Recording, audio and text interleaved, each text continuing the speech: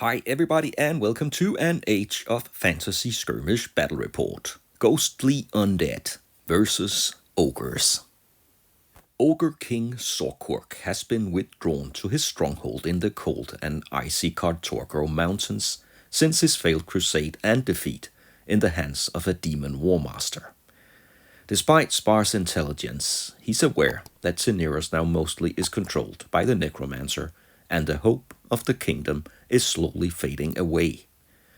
Though wounded, his desire is still to lead the ogres to war and not hide away in the outer northern regions, but a huge army will draw attention and quickly meet superior forces.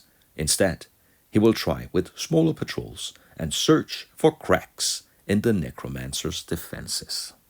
And here we have the ogres, close to a settlement that is now only left in ruins. And as expected, they have met resistance from the Necromancer's patrols. A patrol of ghostly undead is very near and battle is unavoidable.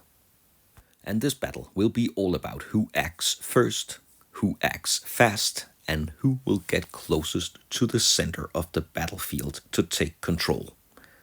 There is one objective at the center of the battlefield, and the mission is Mosh Pit. At the end of each round, players will get one victory point if they can seize the objective marker, and one extra if they seize the marker, whilst it was not already seized by the enemy. And then we have two side missions. Rush, who eliminates a unit first, and Finalize, who eliminates a unit last. They will also be worth one victory point each. The ogres are led by a champion. He is armed with a heavy great weapon and he has a tough 6. With him he has two ogre warriors, both of them armed with heavy hand weapon and a tough 3. And then we have two shooters, also with tough 3. They are armed with hand cannons and hand weapons. The ghostly undead patrol is led by an ancient Wraith armed with a great weapon and he has tough 3. With him he has an ancient Banshee. She is chilling and she is armed with Howl and Claw, also tough 3. Then we have two Ghost Reapers. They are armed with scythes. And we have two Glaive Stalkers. They are armed with glaives and they are fast and they have impact as well. And finally we have one Mourner Banshee, also chilling, and she is a spell eater armed with Morning Blade and Shriek. And all the ghostly undeads are of course undead, and they also have Ethereal. That gives them stealth and strider and a 6+ Ethereal save if they are wounded. With all that out of the way, let's get to the roll-off. The ghostly undead will roll the blue dice and the ogres will roll the rocky gray dice. Ooh, that's a bad roll-off. Not much better, but the ghostly undead will activate first in round number 1.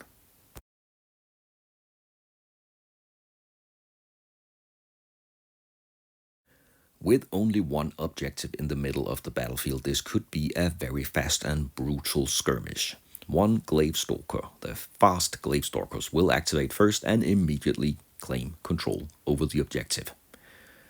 The ogres will activate a shooter first. He will advance 6 inches and that takes him into shooting range of the Glaive Stalker. He will fire his weapon 3 times and he will hit with a roll of 4. That's 2 hits. The Glaive Stalker has defense 6, but he's also in cover behind some of the walls, so we'll give him a save of 5. Well, that didn't help much. He will not complete any of the saves, but he has his 6+ Ethereal save. And he will also make none of those. 2 wounds to the Glaive Stalker. A ghost shot down by a heavy ogre cannon. So he's forced to make a roll on the wound chart. And that's a 6. This was not only a shot, it was a very precise hit that blew that ghost away, literally. 1 victory point for Rush to the ogres. The Ghost Reaper here will advance and take cover behind the wall. That seems like a smart move. An Ogre Warrior will penetrate the walls of the ruined settlement, and that will get him close enough to claim the objective. But another Glaive Stalker will not accept that. he can rush and charge 16 inches. So he will charge the Ogre Warrior, first an impact, and he will fail that, and then a regular attack. We'll reroll here, and that's a 4, so he will not hit with any of his charges. The warrior has not fought yet, so he will of course fight back. He has 2 attacks with his hand weapon. He'll hit on a 4. He could take down the second Gravestalker already, but he will not hit with any of the attacks. So the Gravestalker will back off 1 inch, and they will now both contest the objective. The second Ogre Warrior will rush forward. He cannot reach anybody with a charge. He'll take cover here behind the corner of the building. That leaves the initiative to the Ghosts and the Banshee, and she will advance to the first floor of the building. She has Strider, she can do it, and she will target the Ogre Warrior with a Dreadful Howl. 4 attacks, and she will hit with 3s. 3 hits, and they are AP1. The warrior must come up with rolls of 5 to defend the howling here. And only 1 saved. 2 hits to the warrior. That is not enough to eliminate him. He will still contest the objective, but 2 wounds, that's a brutal attack. Then we have the second Ogre Shooter. He will move forward and he will aim at the Banshee at the first floor. She's within shooting range, but she has stealth, and that will of course complicate it. Still, there is 1 hit. And the Banshee has a defense of 6. She will not make the save, but what about the Ethereal save? No, not a save here either. So she'll take 1 wound. But with tough 3, she's still screaming at the top of the building. The other Ghost Reaper will move forward, and he can see a crack in the wall. Maybe he will attack next round, and that leaves the final activation of the Ogres up to the champion himself. He will move to the building and stay there. Then we have the Mourner Banshee. She will move inside the building, and the final activation of the first round is the Ancient Wraith. All he can do is also to move closer to the action. There are more ghosts than ogres, so that gives them the advantage. They can try to outmaneuver them, but the ogres will activate first in the second round. And right now, they are both closing in on the objective here in the middle of the building. There will be no victory points at the end of round 1, because the objective is contested by both. But the ogres lead with 1 victory point, because they completed the rush side mission. Round 2.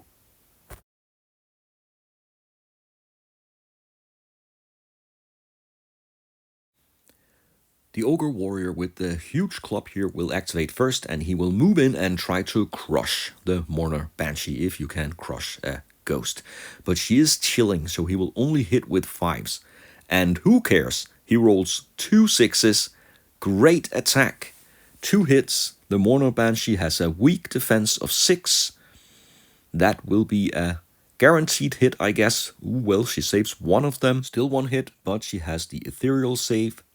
That is also no good. And finally, she's a Spell Eater, so she has an extra 6+ save, and she makes that 1. No hits in the end.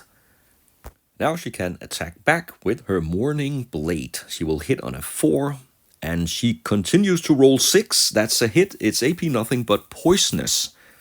So the Ogre Warrior will have to defend with 4. And he fails his save, maybe because he used the wrong dice. And he takes 1 wound.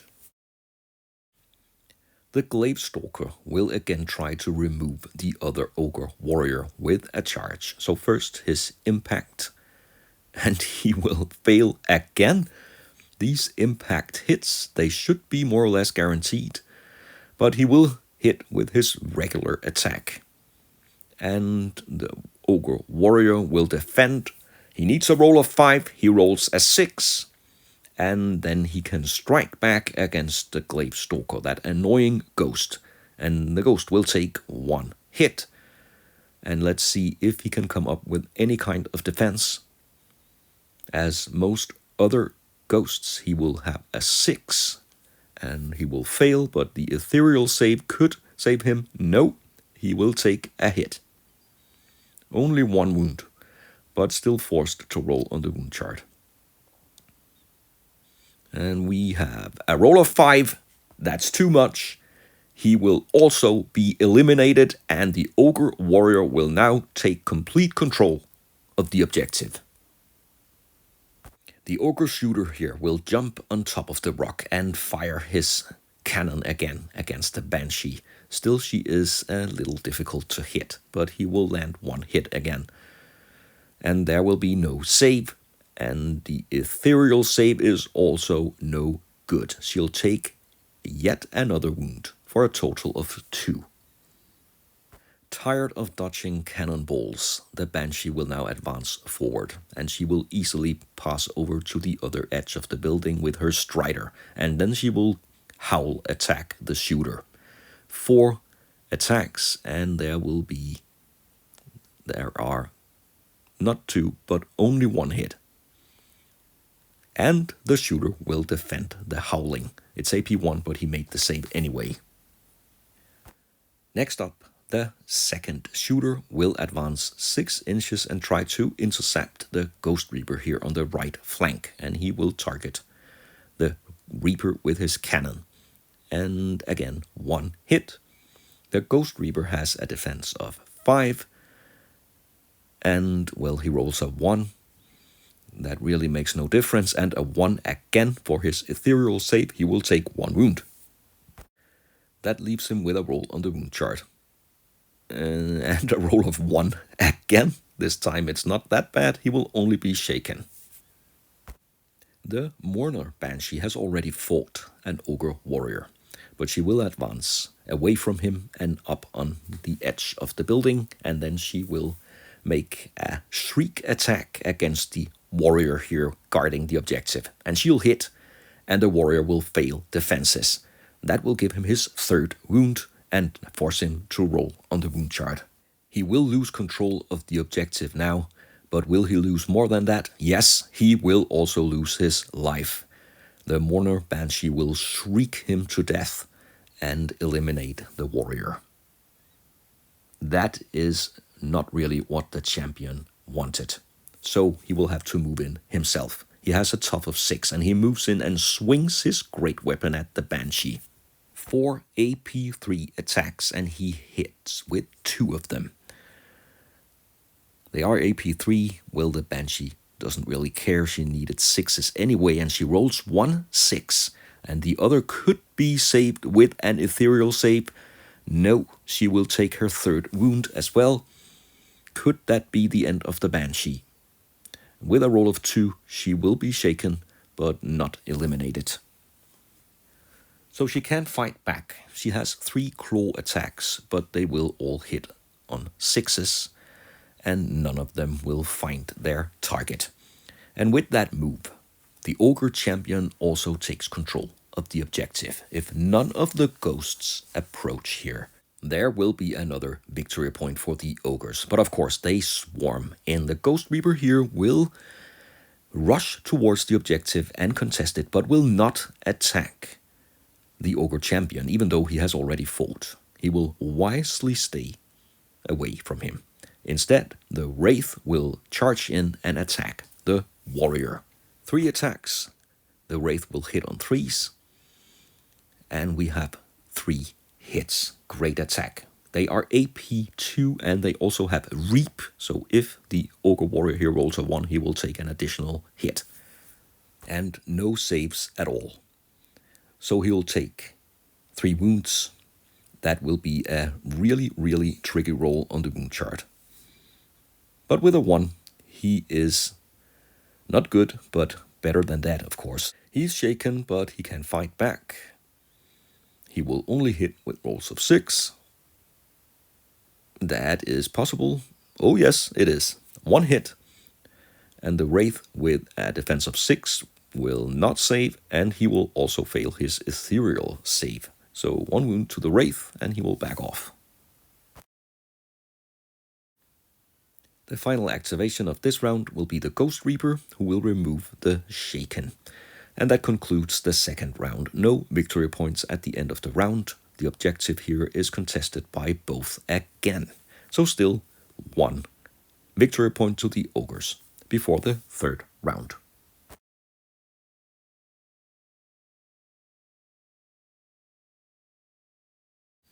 The Ogres activate first again, and the shooter is the first one to advance to the wall, and that takes him within the stealth range. So he will fire again at the Banshee, this time with 2 hits, and she is already heavily wounded.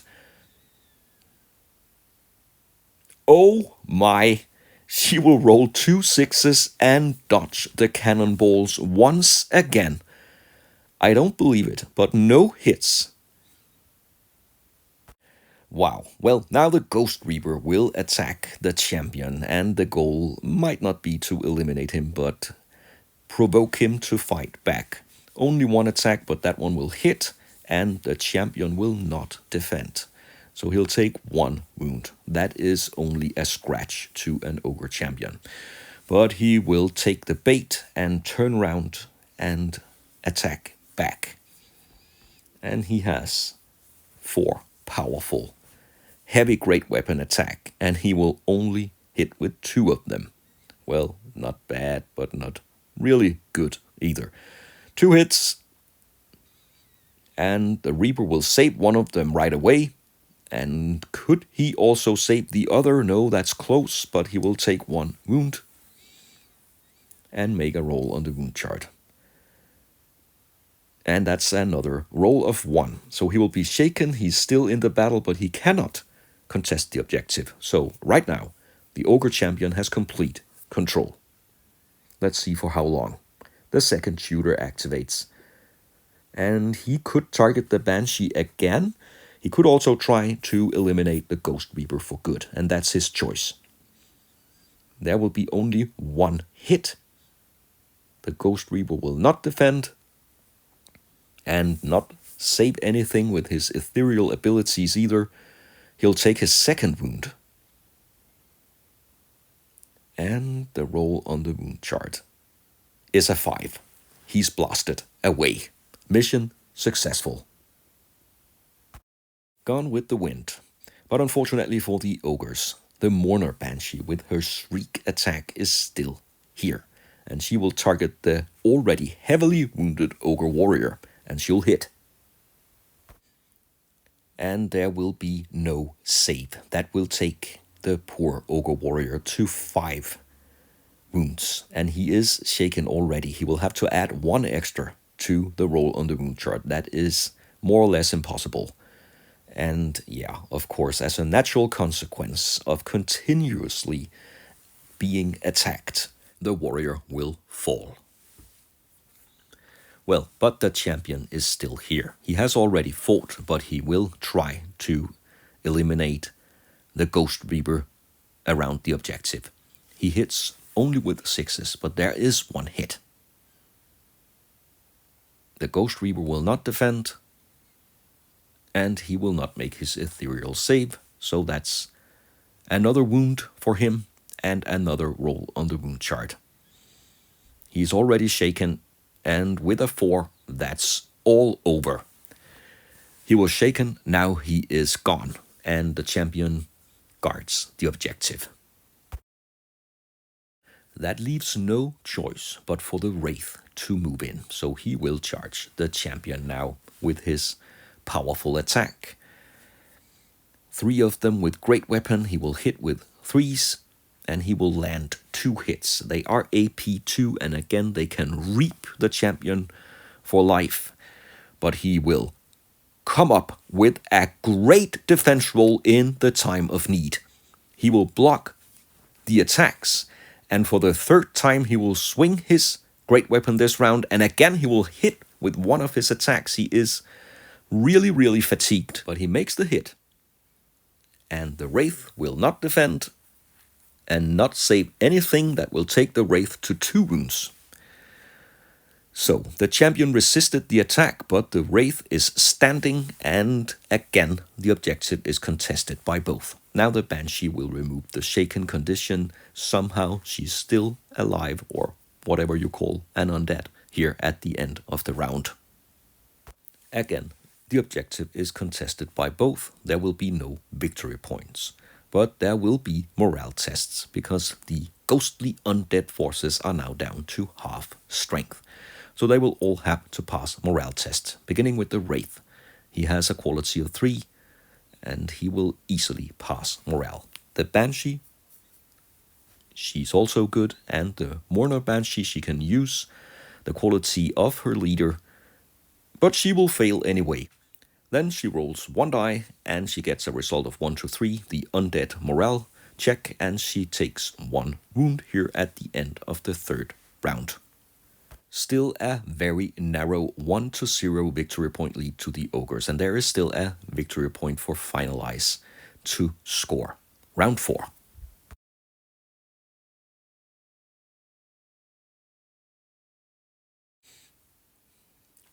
Again, the Ogre shooter here will activate first, and again, he will target the Banshee with 3 shots, no stealth, and he will hit twice. The Banshee makes no saves this time. Can she save? Yeah, she can make one of her Ethereal saves, but take her 4th wound. Could it finally be over for the screaming Banshee? And yes, with a roll of 4, she will fall. Finally eliminated. She has also taken her share of cannon fire. It looks bad for the ghostly undead right now, but if they can eliminate the last unit and contest the objective, they will still even the score. The Mourner Banshee tries her best. She attacks the champion with her Mourning Blade, and she hits nothing. The champion will fight back, and she is chilling again, so attacking units will get -1, and he will not hit with any of his attacks. He will fail them all. No hits in this battle. Now both the remaining ghosts are close to the objective. And the champion has already fought, but he will target the Wraith, and he will hit nothing again. The Wraith, though, can fight back, and he only needs a 3, but he fails 2 of his attacks. But the Ogre champion will take 1 wound. But that is nowhere near enough to eliminate him. The only chance for the Wraith now is to use his own activation to attack again. He has already fought. He'll need 6s. But if he can take the champion to half strength, there could be a chance. But no, he will also fail his fatigued attacks. That gives the champion another chance, and this time he'll make 1 hit. So the Wraith will have to defend that. He'll fail his defenses, and also fail the Ethereal save. Now he takes the 3rd wound. And that could really be a problem because he rolls low enough to be in the battle, but he is shaken and can no longer contest the objective. So now the Mourner Banshee is the only remaining ghost that contests the objective. But the Ogres still have 1 action left. So the shooter here will jump on the 1st floor of the ruined building and target the Mourner Banshee with his cannon. And that's a powerful shot with 2 hits. If he can remove the Mourner Banshee, they will claim the objective on their own. And she makes no saves, and she also makes no Ethereal saves and no Spell Eater saves. She takes 2 wounds. No matter the roll here, she will either go out of the battle or be shaken. And she will stay in the battle, but she's shaken, and being shaken, you cannot contest objectives. That gives the Ogres complete control. They are surrounding the objectives, but a couple of confused ghosts can do nothing. At the end of the 4th round, the Ogres eliminated the Banshee as the last unit, so they will score finalize, and they will also score 1 victory point for the control of the objective. That's a 3-0 victory for the Ogres. The first step of Ogre King Zor'Kurk's plan was a success. Maybe he can now move a larger force and finally get his revenge. The North remembers. Thanks a lot for watching this battle report. I hope you enjoyed the content. If you did, please like and subscribe to the channel, and I hope you'll join me for future bad reps.